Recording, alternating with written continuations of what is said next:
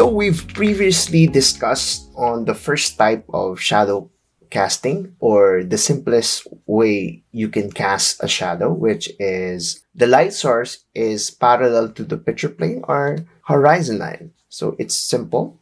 What happens if the sun is now in front of the viewer, or the light source is in front of the viewer, or the distant light, in this case the sun, is in front of you. So we have the basic cube here. But first, let's talk about the rules again.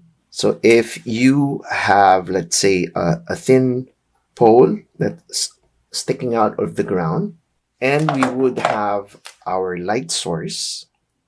Now, the difference between this type of shadow casting would be that the shadow direction would be not perpendicular to the horizon line, but from a vanishing point.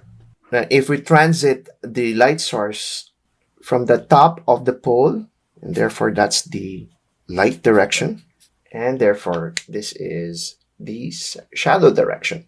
So it's a bit longer than what we had before.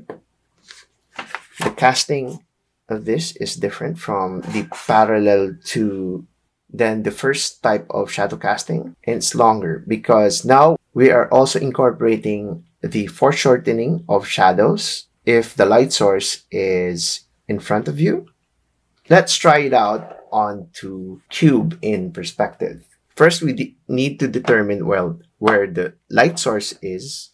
So this is going to be where my distant light is. So we shall name this, of course, light source. So in this case, it's the sun.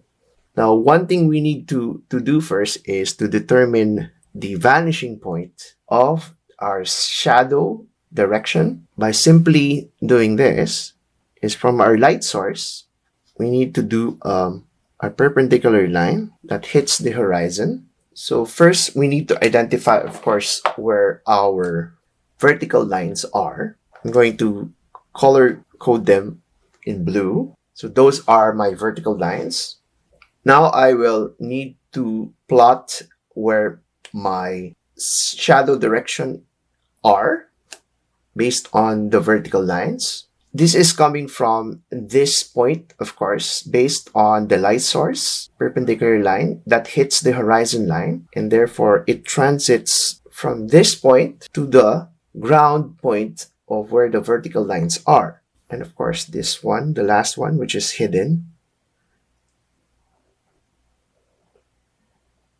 So it's different. This point is different from the vanishing point of this cube. So we can designate this as your shadow line vanishing point, VP. Now we can plot the light direction for this from the light source, which is here, transiting on top of the vertical lines of this cube.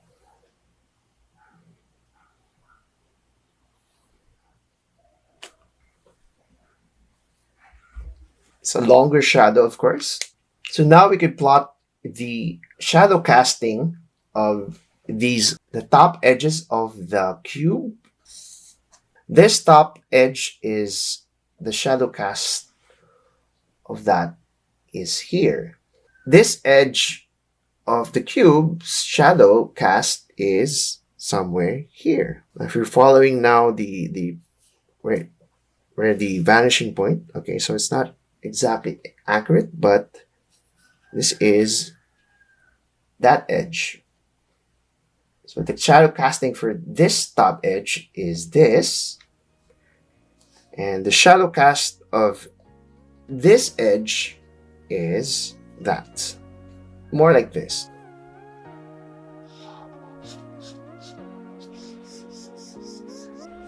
So this ends this short lecture on this sort of shadow casting. Now we move on to what if the light source is behind the viewer.